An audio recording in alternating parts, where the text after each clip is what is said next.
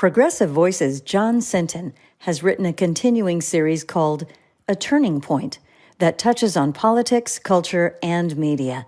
You can hear the short essays in the on-demand section of progressivevoices.com and on the PV app. For Progressive Voices, I'm John Sinton, and this is A Turning Point. Today, social/antisocial.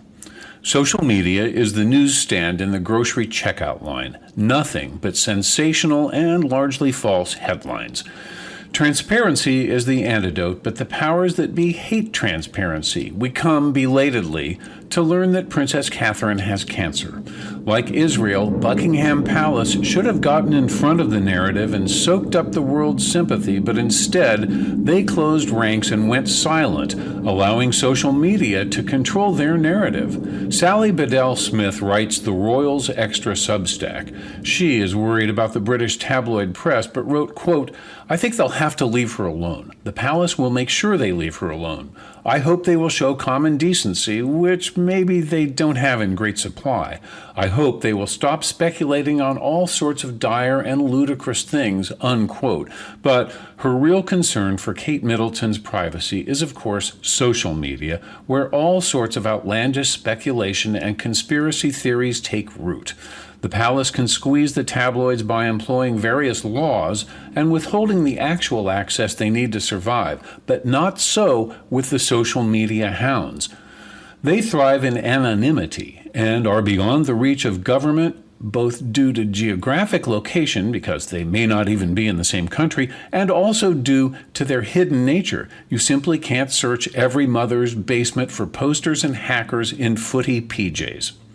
It made me wonder why Buckingham Palace chose to duck the issue and use opacity as its shield rather than being transparent and letting the light and accompanying sympathy in. I've been asking the same question about Israel and still can't understand why Prime Minister Netanyahu chose to roll into Gaza before basking in the world's sympathy and buying political capital that he could then spend in Riyadh and Doha, seeking a coalition of Arab states against their persistent common antagonist, Iran. Spiritual/religious commentator David French has written about how Christian nationalism, a hot topic of debate online, registers with fewer than half of Americans, which is to say that more than half of us have not even heard the term Christian nationalism. A raging online debate is not a national debate. Its only participants are social media users. It's yet another example of our fractured public square.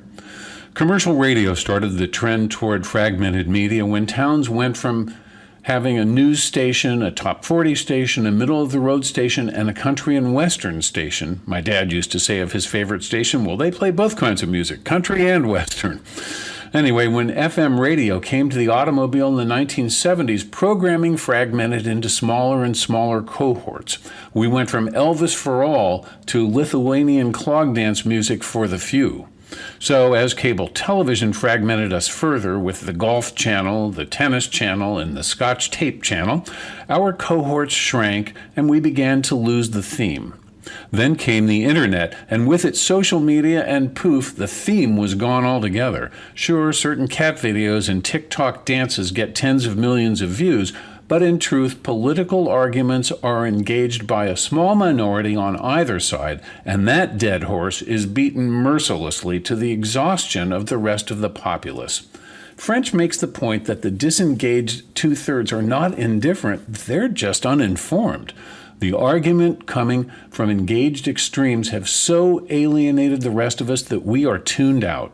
A recent YouGov poll shows that 45% of us either don't know or aren't sure whether Donald Trump was found guilty of sexual assault. He was. 41% aren't sure or don't know that he is facing criminal charges for possessing and refusing to return classified national security documents. He is. Or that 45% of us don't know or aren't sure that he's been criminally charged with making illegal hush money payments to a porn star. He has.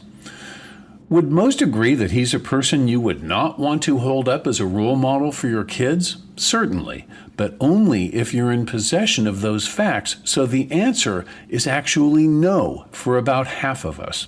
It's easier and more protective of our sanity to just tune it all out. I recently surprised a friend by saying I don't watch cable news or listen to talk radio anymore unless I have to for work, even though I spent a large percentage of my professional life making those very shows. It's just hard for most people to hang on every twist and turn of what has become an uncivil, unhinged argument that goes on without end. To paraphrase David French, it's a shame that more and more members of the jury have left the courtroom.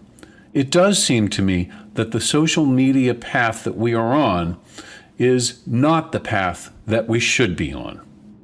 For Progressive Voices, I'm John Sinton. PV brings you the best progressive audio and video in one free stream. Stephanie Miller, Tom Hartman, Randy Rhodes, David Packman, Brad Friedman, and more. Search Progressive Voices on the TuneIn app, download the free Progressive Voices app, or go to progressivevoices.com.